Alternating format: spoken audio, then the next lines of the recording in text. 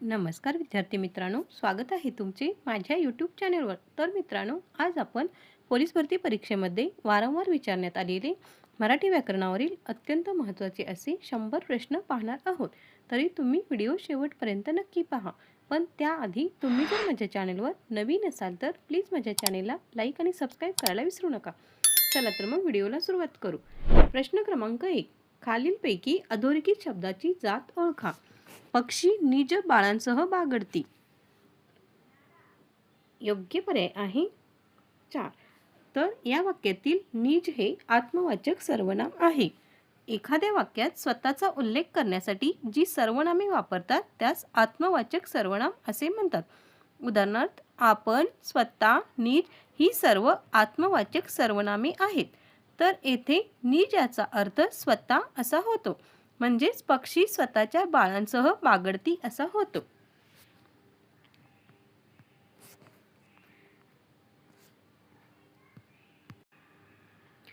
प्रश्न क्रमांक 2.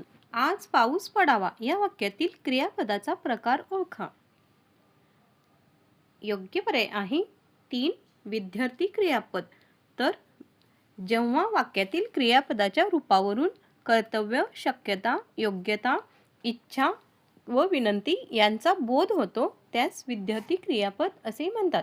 तर विद्यार्थी क्रियापद ओळखण्याची आणखी एक सोपी पद्धत आहे. जर वाक्यातील क्रियापदाला वे, वा, वी हे प्रत्यय लागलेले असतील तर ते वाक्य विद्यार्थी क्रियापदाचे आहे हे ओळखावे.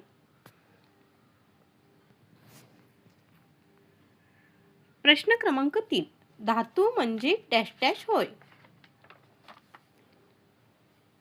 योग्य पर्याय आहे 4. तर धातू म्हणजेच प्रत्ययरहित क्रियावाचक शब्द होय.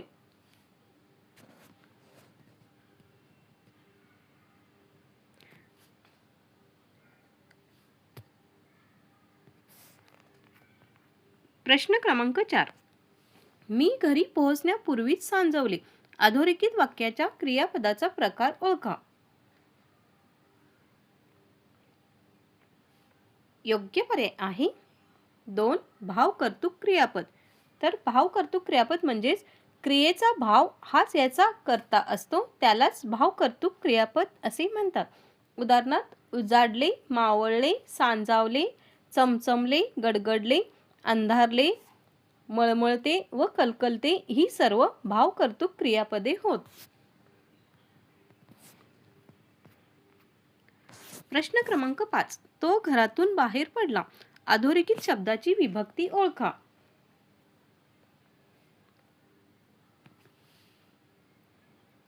योग्य पर्याय आहे 3. अपादान. तर या वाक्यात घरातून या शब्दाला ऊन हा प्रत्यय लागलेला आहे.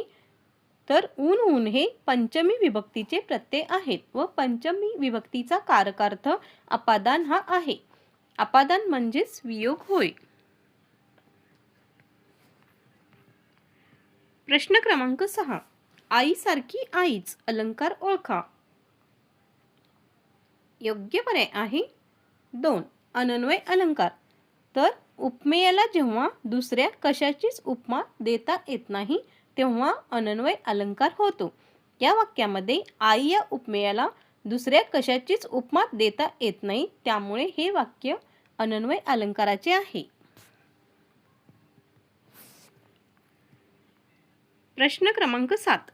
नगद नारायण या अलंकारिक शब्दाचा अर्थ खालीलपैकी कोणता. योग्य पर्याय आहे 3. तर नगद नारायण या अलंकारिक शब्दाचा अर्थ कंगाल व्यक्ती असा आहे. प्रश्न क्रमांक 8. विजिगुषु या अलंकारिक शब्दाचा योग्य अर्थ पर्यायातून निवडा. योग्य पर्याय आहे 4. तर विजिगुषु म्हणजेच जिंकण्याची इच्छा असणारा. प्रश्न क्रमांक 9. सर्वांची योग्यता सारखी नसते या वाक्यातील योग्यता हे नाम कोणते.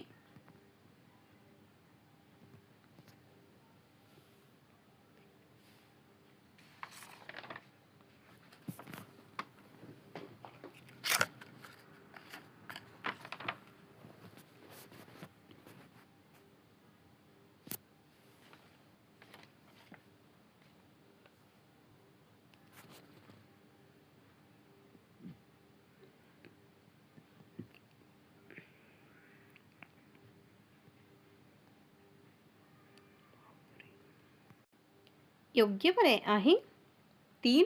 भाववाचक नाम.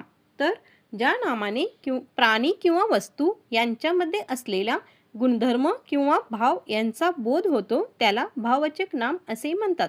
उदाहरणार्थ सौंदर्य, मित्रत्व, वात्सल्य, नम्रता, चपळाई, प्रामाणिकपणा, हुशारी, योग्यता ही सर्व भाववाचक नामे आहेत.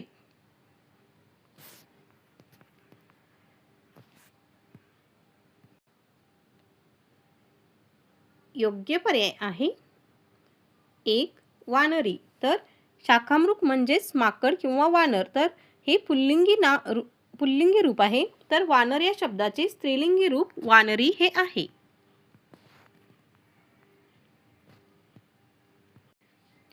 प्रश्न क्रमांक 11. राजहंस या नामाचे स्त्रीलिंगी रूप कोणते होईल? योग्य पर्याय आहे 2. राजहंसी. प्रश्न क्रमांक 12. रामाने नलाकडून सेतू बांधविला या वाक्यातील क्रियापदाचा प्रकार ओळखा. योग्य पर्याय आहे 1. तर वाक्यात क्रियापदाने दाखवलेली क्रिया कर्त्याला करणे शक्य नसते. ती क्रिया दुसऱ्या कुणीतरी घडवून आणलेली असते. त्यास प्रयोजक क्रियापद असे म्हणतात. तर या वाक्यामध्ये राम हा कर्ता नलाकडून सेतू बांधून घेण्याची क्रिया करून घेत आहे. त्यामुळे हे प्रयोजक क्रियापद आहे. प्रश्न क्रमांक 13. मला एवढा डोंगर चढवतो या वाक्यातील क्रियापदाचा प्रकार ओळखा. योग्य पर्याय आहे 2. शक्य क्रियापद. तर एखादी क्रिया करणे कर्त्याला शक्य आहे असे ज्या क्रियांमधून व्यक्त होते त्याला शक्य क्रियापद असे म्हणतात. दिलेल्या वाक्यातील चढवतो या क्रियापदामधून डोंगर चढण्याची क्रिया कर्त्याला शक्य आहे हे समजते. प्रश्न क्रमांक 14. अमोल सावकाश धावतो या वाक्यातील सावकाश हा शब्द कोणते क्रियाविशेषण आहे?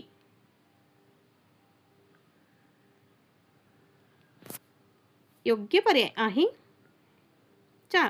रीतिवाचक. तर रीतिवाचक क्रियाविशेषण म्हणजेच क्रियेची रीत दर्शवणाऱ्या विशेषणांना रीतिवाचक क्रियाविशेषण अव्यय असे म्हणतात.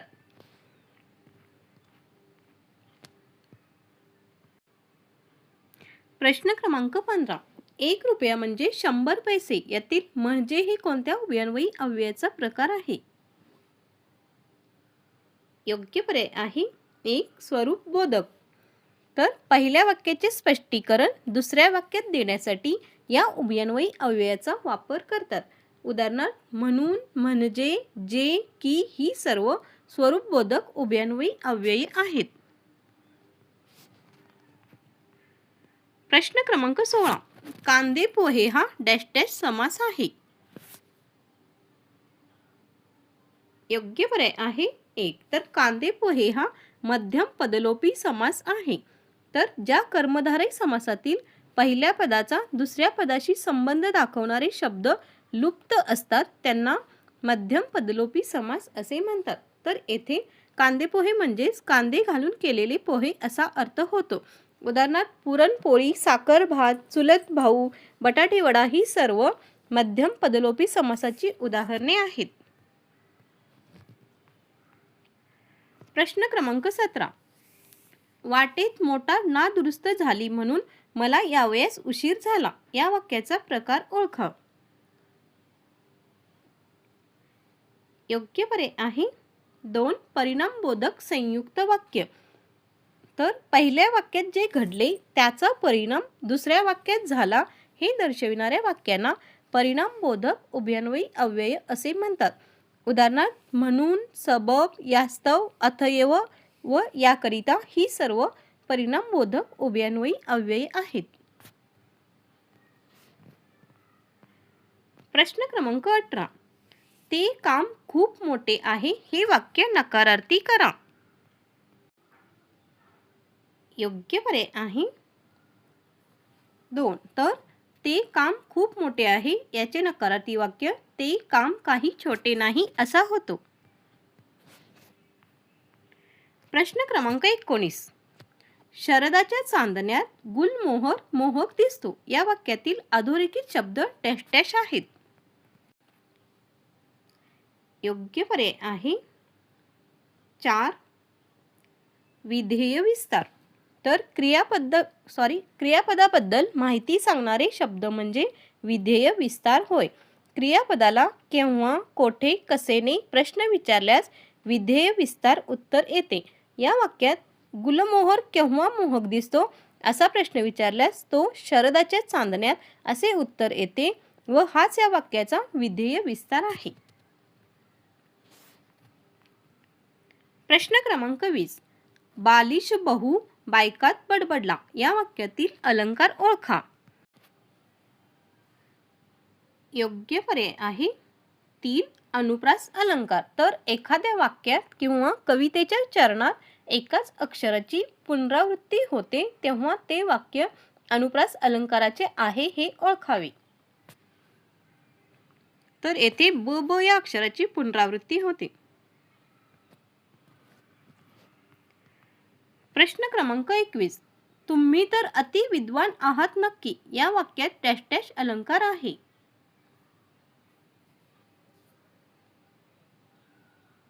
योग्य पर्याय आहे 4. व्याजस्तुती अलंकार.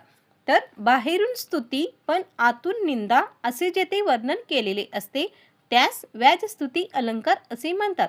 तर येथे या वाक्यात तुम्ही तर अति विद्वान आहात अशी खोटी स्तुती केलेली आहे त्यामुळे ही व्याजस्तुती अलंकाराचे उदाहरण आहे. प्रश्न क्रमांक 22. शुक्ल काष्ट या अलंकारिक शब्दाचा कोणता अर्थ आहे. योग्य पर्याय आहे 3. तर नुसते लचंड हा शुक्ल काष्ट या अलंकारिक शब्दाचा अर्थ आहे. प्रश्न क्रमांक 23. अडणीवरचा शंख या शब्दाचा योग्य अर्थ निवडा. योग्य पर्याय आहे 2. तर उच्च पदावरील अपात्र व्यक्ती हा अडणीवरचा शंख या शब्दाचा योग्य अर्थ आहे. प्रश्न क्रमांक 24. वामन मूर्ती या शब्दाचा अर्थ काय. योग्य पर्याय आहे 1. तर ठेंगू मनुष्य हा वामन मूर्ती या शब्दाचा योग्य अर्थ आहे. प्रश्न क्रमांक 25. आई म्हणून कोणी आईस हाक मारी या काव्यपंक्तीतील रस ओळखा. योग्य पर्याय आहे 3. तर आई म्हणून कोणी आईस हाक मारी या काव्यपंक्तीत करुण रस आहे. प्रश्न क्रमांक 26. घनश्याम सुंदरा श्रीधरा अरुणोदय झाला या वाक्यातील रस ओळखा. योग्य पर्याय आहे 2. तर घनश्याम सुंदरा श्रीधरा अरुणोदय झाला या वाक्यामध्ये शांत रस आहे. प्रश्न क्रमांक 27. पानिपतावर 1.25 लाख बांगड्या फुटल्या हे विधान कोणत्या प्रकारात आहे.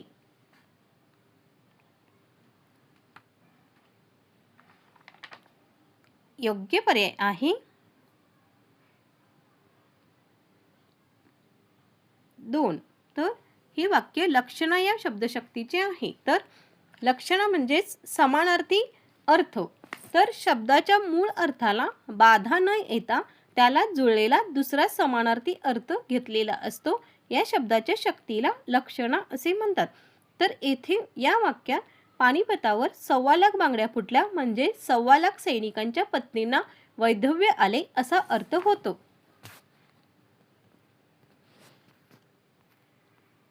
प्रश्न क्रमांक 28. समाजात वावरणारे असले साप ठेचून काढले पाहिजेत या वाक्यातील शब्दशक्तीचा अर्थ ओळखा.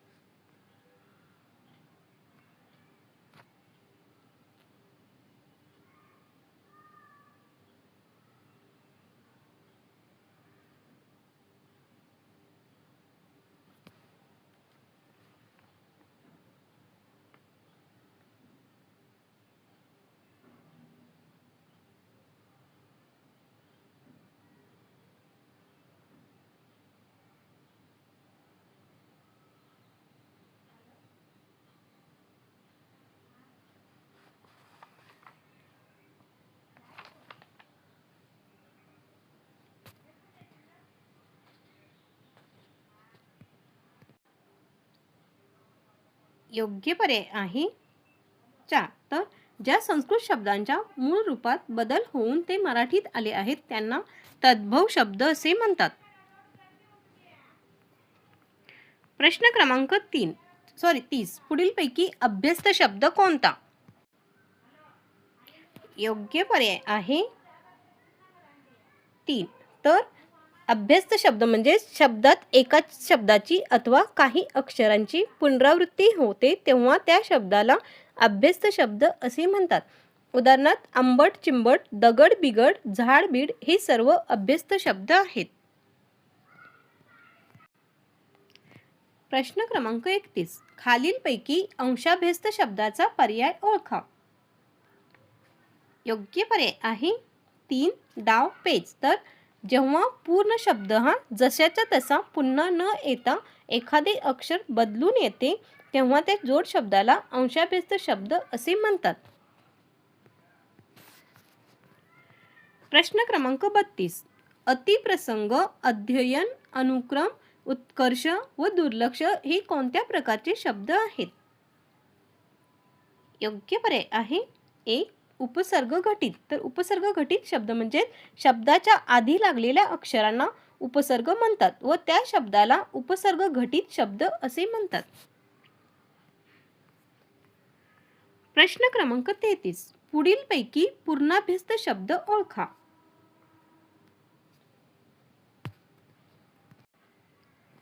योग्य पर्याय आहे 3. मधून मधून. तर पूर्ण शब्द पुन्हा पुन्हा येऊन एक जोड शब्द बनतो त्यास पूर्णाभ्यस्त शब्द असे म्हणतात. उदाहरणार्थ हळूहळू, पुढे पुढे, शेजारी शेजारी हे सर्व पूर्णाभ्यस्त शब्द आहेत. प्रश्न क्रमांक 34. अद्री या शब्दासाठी समानार्थी शब्द पर्यायातून निवडा. योग्य पर्याय आहे 4. तर पर्वत हा अद्री या शब्दासाठी समानार्थी शब्द आहे. प्रश्न क्रमांक 35. अनुध्वनी या शब्दाचा समानार्थी शब्द ओळखा.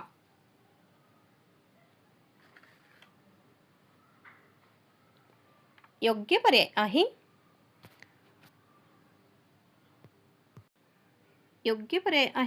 2. प्रत्यंतर. तर प्रत्यंतर म्हणजेच प्रचिती किंवा प्रत्यय होय. प्रश्न क्रमांक 36. शर्वरी या शब्दाचा समानार्थी शब्द सांगा. योग्य पर्याय आहे रात्र. तर रात्र हा शर्वरी या शब्दाचा समानार्थी शब्द आहे. प्रश्न क्रमांक 37. शुचिर्भूत या शब्दाचा विरुद्धार्थी शब्द कोणता?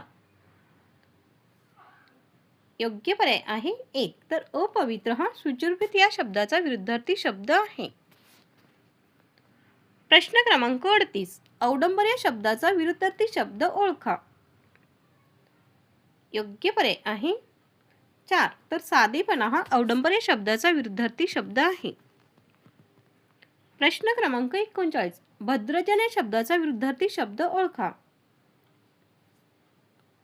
योग्य पर्याय आहे 1. दुर्जन. तर भद्रजनचा विरुद्धार्थी शब्द आहे दुर्जन. प्रश्न क्रमांक 40. दुश्चित या शब्दाचा विरुद्धार्थी शब्द ओळखा. योग्य पर्याय आहे 4. एकाग्र. प्रश्न क्रमांक 41. उडदामानी काळे गोरे काय निवडावे निवडणारे या म्हणीचा अर्थ काय? योग्य पर्याय आहे 2. बरे वाईट सर्वत्रच असते हा या म्हणीचा अर्थ आहे. प्रश्न क्रमांक 42. खालील म्हणीचा योग्य अर्थ सांगा. चोपडीबाई कुठे गेला आंबट कडी उतू आली. योग्य पर्याय आहे 2. मूळ स्वभाव बदलत नसणे.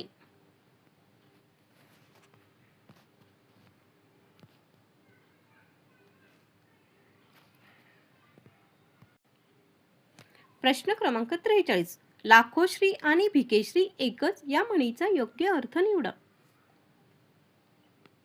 योग्य पर्याय आहे 4. तर मृत्यू सर्वांना समान न्याय देतो हा या म्हणीचा अर्थ आहे. प्रश्न क्रमांक 44. पिंडे पिंडे भिन्नमती डॅश डॅश पुढील पर्यायातून दिलेली म्हण पूर्ण करा. योग्य पर्याय आहे 4. तर पिंडे पिंडे भिन्नमती, तुंडे तुंडे सरस्वती. प्रश्न क्रमांक 45. दीड मूड होणे म्हणजे काय? योग्य पर्याय आहे 3. तर दीड मूड होणे म्हणजेच काय करावे ते न सुचणे होय. प्रश्न क्रमांक 46.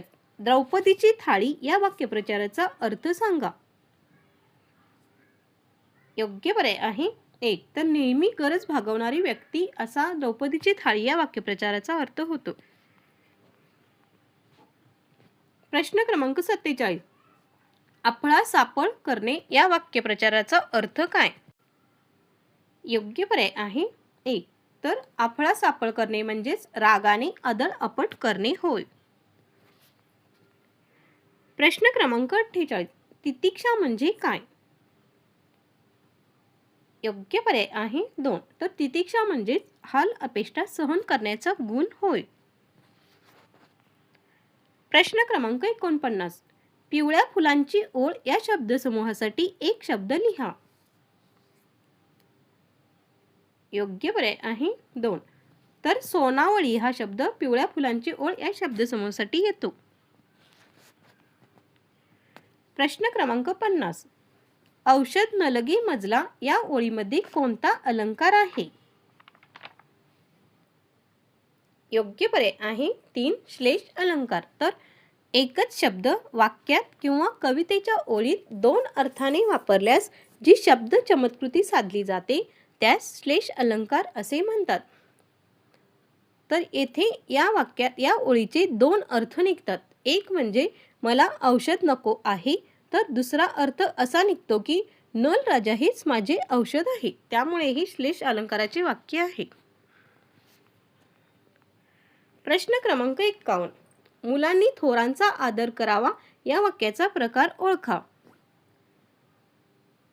योग्य पर्याय आहे 1. विद्यार्थी वाक्य. तर जर वाक्यातील क्रियापदाला वे वा वी हे प्रत्यय लागलेले असतील तर ते वाक्य विद्यार्थी क्रियापदाचे आहे हे ओळखावे. प्रश्न क्रमांक 52. त्याचा निबंध लिहून झाला या वाक्यातील प्रयोग ओळखा. योग्य पर्याय आहे 3. समापन कर्मणी. तर ज्या कर्मणी प्रयोगात संयुक्त क्रियापदाने क्रियेच्या समाप्तीचा अर्थ सूचित केलेला असतो अशा प्रयोगाला समापन कर्मणी म्हणतात. तर समापन कर्मणी प्रयोगातील धातू साधिताला ऊन हून हे प्रत्यय लागलेले असतात. प्रश्न क्रमांक 53. शिपायाकडून चोर पकडला गेला या वाक्यातील प्रयोग ओळखा. योग्य पर्याय आहे 3. नवीन कर्मणी प्रयोग. तर ज्या कर्मणी प्रयोगात कर्त्याला कडून हा शब्दयोगी अव्यय लावून रचना केली जाते त्यास नवीन कर्मणी किंवा कर्मकर्तरी असेही म्हणतात. प्रश्न क्रमांक 54. पुढील शब्दाचा समास ओळखा. चातुर्मास. योग्य पर्याय आहे 3. द्विगु समास. तर ज्या समासातील पहिले पद हे संख्या विशेषण एकवचनी असते व या सामासिक शब्दावरून एक समूह सुचवला जातो त्यास द्विगु समास असे म्हणतात. येथे चातुर्मास म्हणजेच 4 महिन्यांचा समुदाय होय, म्हणजेच हा द्विगु समास आहे. प्रश्न क्रमांक 55. पंकज शब्दाचा योग्य अर्थ सांगा. योग्य पर्याय आहे 3. तर पंकज म्हणजे चिखलात जन्मलेला असा अर्थ होतो. प्रश्न क्रमांक 56. आईबाप हा शब्दप्रयोग कोणत्या समासाचा प्रकार आहे? योग्य पर्याय आहे 2. द्वंद्व समास. तर ज्या समासातील दोन्ही पदे अर्थाच्या दृष्टीने प्रधान म्हणजेच महत्त्वाची असतात त्या समासाला द्वंद्व समास असे म्हणतात. तर येथे आई व बाप ही दोन्ही पदे महत्त्वाची आहेत त्यामुळे हे द्वंद्व समासाचे उदाहरण आहे. प्रश्न क्रमांक 57. नास्तिक या शब्दात कोणता समास आहे? योग्य पर्याय आहे 3 नह बहुर्वी समास. तर ज्या बहुर्वी समासाचे पहिले पद अन ना नी असे नकारदर्शक असेल तर त्यास नह बहुर्वी समास असे म्हणतात. येथे नास्तिक म्हणजेच नाही आस्तिक असा तो असा अर्थ होतो. त्यामुळे हे वाक्य नह बहुर्वी समासाचे आहे.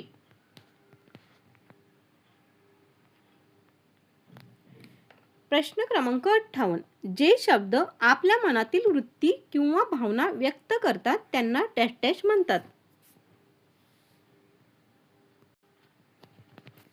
योग्य पर्याय आहे 3. तर जे शब्द आपल्या मनातील वृत्ती किंवा भावना व्यक्त करतात त्यांना केवल प्रयोगी असे म्हणतात.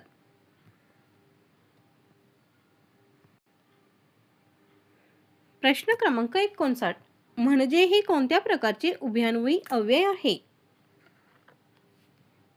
योग्य पर्याय आहे 4. स्वरूप बोधक अव्यय. तर प्रधान वाक्याचे स्वरूप किंवा खुलासा गौण वाक्याने करतो त्यास स्वरूप बोधक उभयान्वयी अव्यय असे म्हणतात. उदाहरणार्थ म्हणून, म्हणजे, जे, की ही सर्व स्वरूप बोधक उभयान्वयी अव्यय आहेत.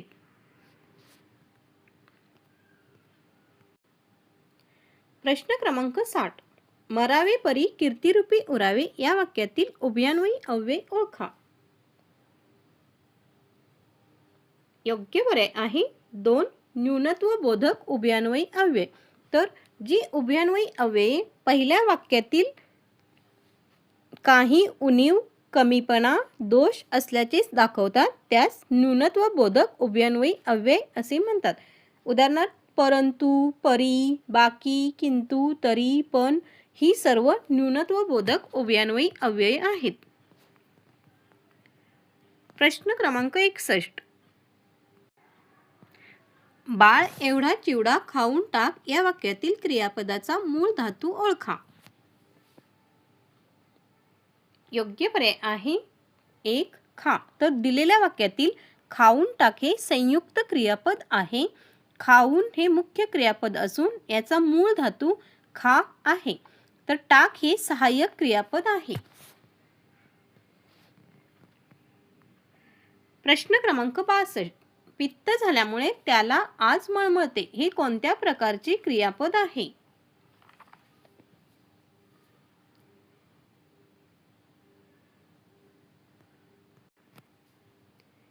योग्य पर्याय आहे 1. तर हे भावकर्तृक क्रियापद आहे. तर सांजावले, गडगडले, उजाडले, मावळले, चमचमले ही सर्व भावकर्तृक क्रियापदे आहेत. प्रश्न क्रमांक 63. हा मुलगा हुशार आहे अधोरेखित सर्वनामाचा प्रकार ओळखा. योग्य पर्याय आहे 2. दर्शक सर्वनाम. तर जवळची किंवा दूरची वस्तू दाखवण्यासाठी ज्या सर्वनामांचा वापर केला जातो त्याला दर्शक सर्वनाम असे म्हणतात.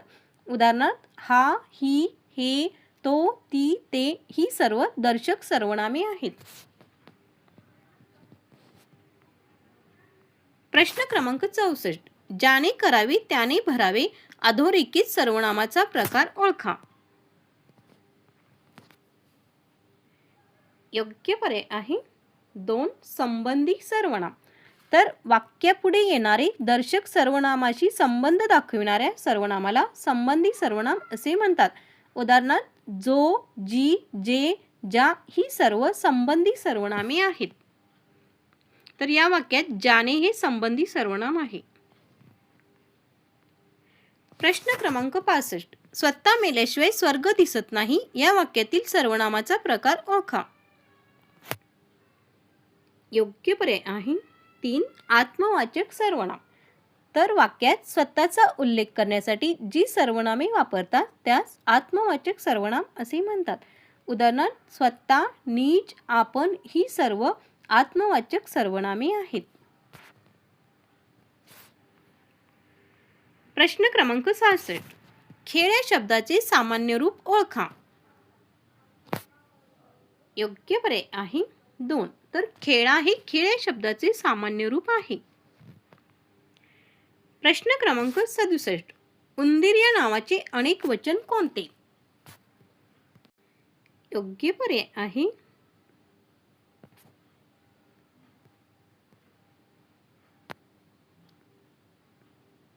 3. तर उंदीर या नावाचे अनेकवचन उंदीरच आहे. प्रश्न क्रमांक 68. पुढील शब्दाचा विरुद्धलिंगी शब्द सांगा. हंस. योग्य पर्याय आहे 1. तर हंसी हा हंस या शब्दाचा विरुद्धलिंगी शब्द आहे. प्रश्न क्रमांक 69. खोंड या शब्दाचा विरुद्धलिंगी शब्द ओळखा. योग्य पर्याय आहे 4. तर कालवड हा खोंड या शब्दाचा विरुद्धलिंगी शब्द आहे.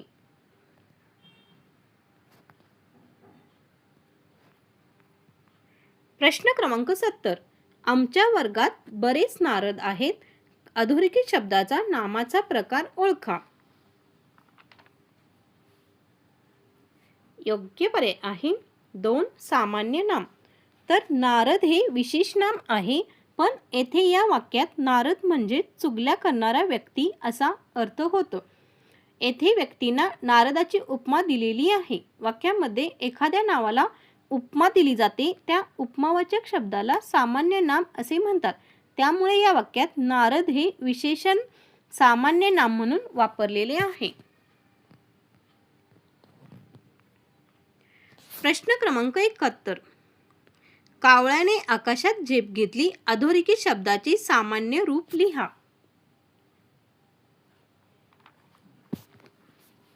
योग्य पर्याय आहे 2.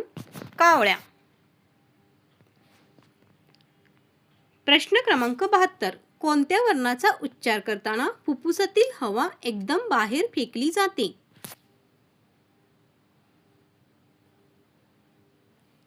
योग्य पर्याय आहे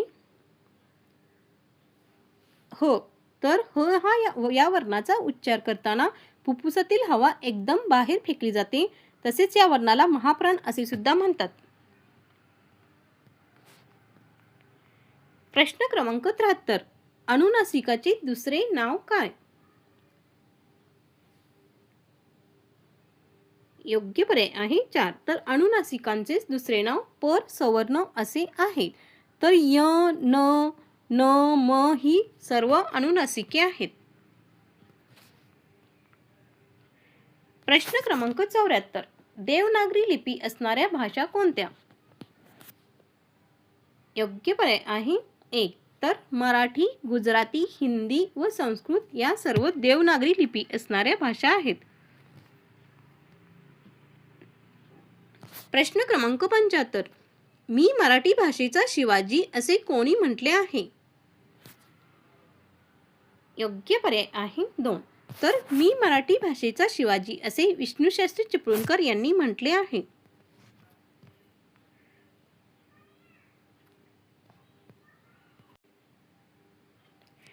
पुढील वाक्यात आलेल्या क्रियाविशेषण अव्ययाचा प्रकार ओळखा.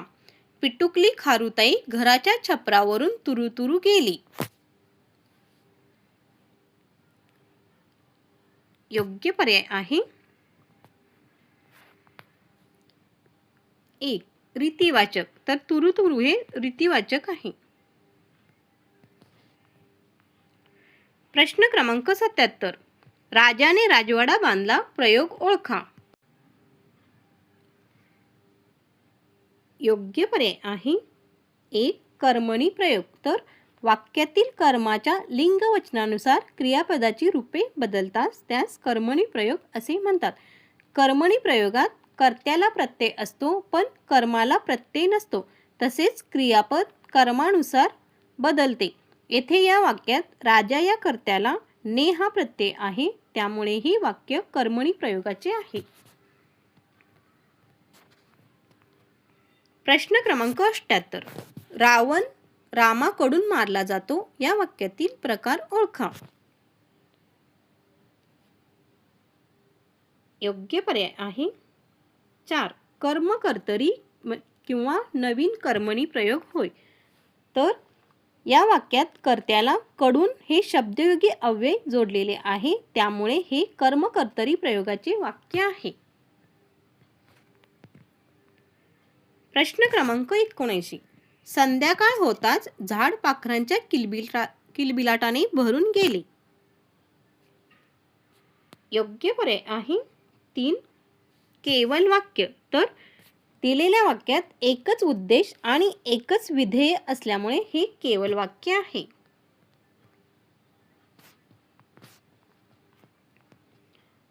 प्रश्न क्रमांक 80. वाचन हा सर्वात उत्तम मित्र आहे या वाक्याचा नकारार्थी पर्याय निवडा.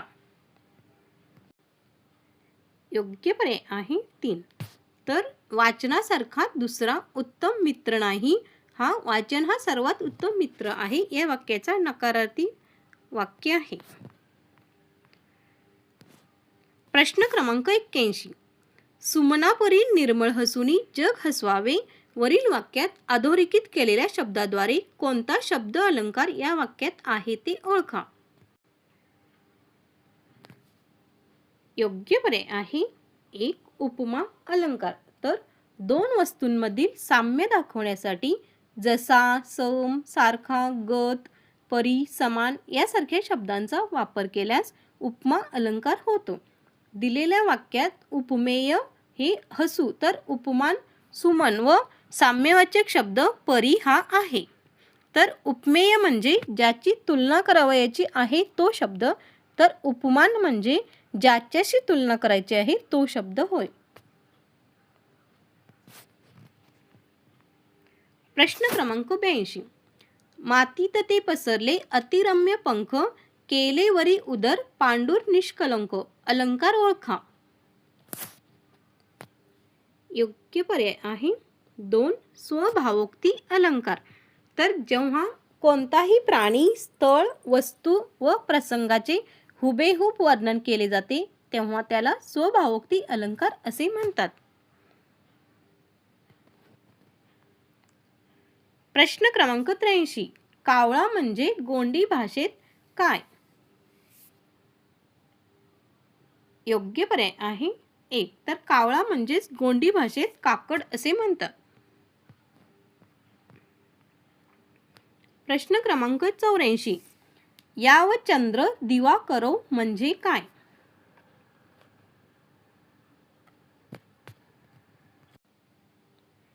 योग्य पर्याय आहे 3.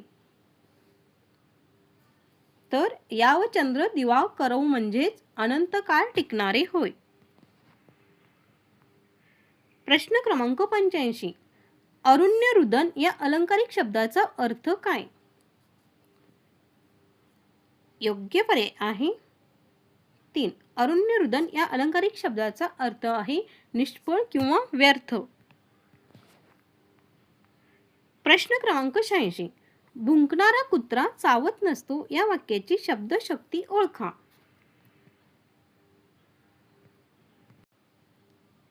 योग्य पर्याय आहे 1. व्यंजना.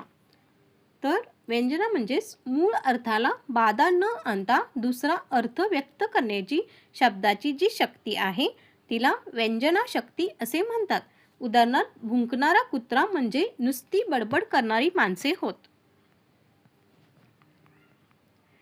प्रश्न क्रमांक 87. शब्द उच्चारल्याबरोबर विशिष्ट वस्तू किंवा पदार्थ डोळ्यासमोर येतो ती शब्दशक्ती म्हणजे डॅश डॅश होय.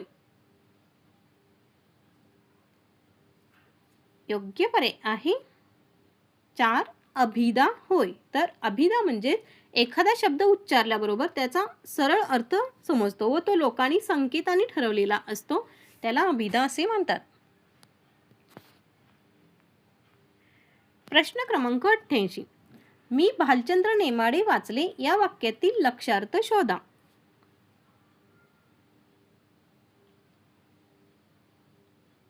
योग्य पर्याय आहे 4. नेमाडेंचे साहित्य वाचले. तर लक्षार्थ म्हणजे शब्दाच्या मूळ अर्थाला बाधा न येता त्याला जुळलेला दुसरा समानार्थी अर्थ घेतला जातो त्याला लक्षार्थ असे म्हणतात. तर येथे मी भालचंद्र नेमाडे वाचले या वाक्याचा अर्थ असा होतो की मी भालचंद्र नेमाडेंचे साहित्य वाचले. प्रश्न क्रमांक 89. कर्ण, पर्ण, पुष्प हे खालीलपैकी कोणते शब्द आहेत?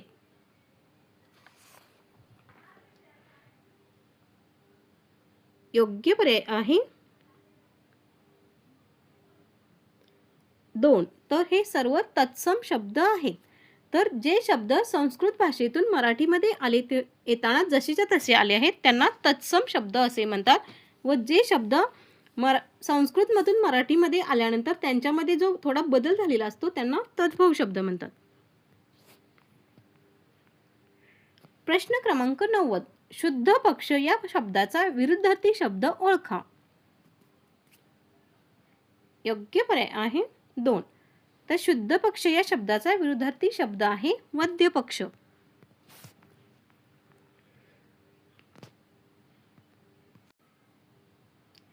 प्रश्न क्रमांक 91. योग्य शब्द वापरून म्हण पूर्ण करा.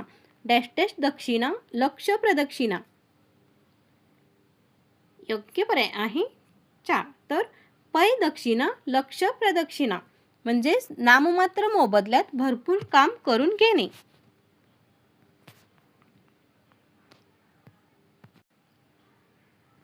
प्रश्न क्रमांक 92. पुढील म्हणीचा अर्थ सांगा. हातात कंकण बांधणे. योग्य पर्याय आहे 3. तर हातात कंकण बांधणे म्हणजेच बंधन घालणे होय. प्रश्न क्रमांक 93. मुसळाला अंकुर फुटणे या वाक्यप्रचाराचा सुयोग्य अर्थ कोणता. योग्य पर्याय आहे 2. तर मुसळाला अंकुर फुटणे म्हणजेच अशक्य गोष्ट घडून येणे होय.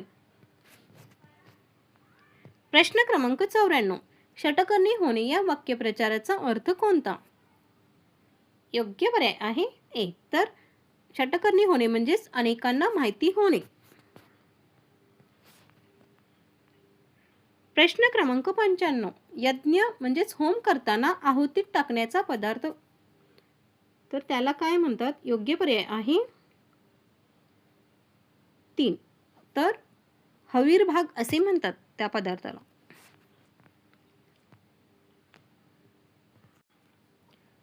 प्रश्न क्रमांक 96. पुढील वाक्यातील आशय एका शब्दात व्यक्त करा. कबुतराप्रमाणे अन्न संचय करून अल्प काळात त्याचा उपयोग करण्याची वृत्ती. योग्य पर्याय आहे 4. तर त्यालाच कपोत वृत्ती असे म्हणतात.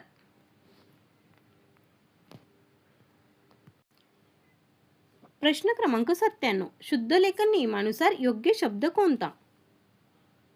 योग्य पर्याय आहे 1. तर अंगुली निर्देश हा योग्य शब्द आहे शुद्ध. प्रश्न क्रमांक 98. खालीलपैकी शुद्ध शब्द ओळखा. योग्य पर्याय आहे 1. पारितोषिक. तर हा पहिला शब्द शुद्ध शब्द आहे. प्रश्न क्रमांक 99. केळ्यांचा लोंगर तसेच काजूंची डॅश डॅश असते. योग्य पर्याय आहे 1. तर केळ्यांचा लोंगर तसेच काजूंची गाथण. शेवटचा प्रश्न. प्रश्न क्रमांक 100. फूबाई फू हे आत्मचरित्र कोणाचे आहे. योग्य पर्याय आहे 1. तर फूबाई फू हे आत्मचरित्र विठ्ठल उमप यांचे आहे. तर मित्रांनो असेच नवनवीन व्हिडिओ पाहण्यासाठी माझ्या चॅनेलला नक्कीच सबस्क्राईब करा व बेल आयकॉनलाही प्रेस करायला विसरू नका म्हणजे तुम्हाला माझ्या नवनवीन व्हिडिओचे नोटिफिकेशन मिळत जाईल. धन्यवाद.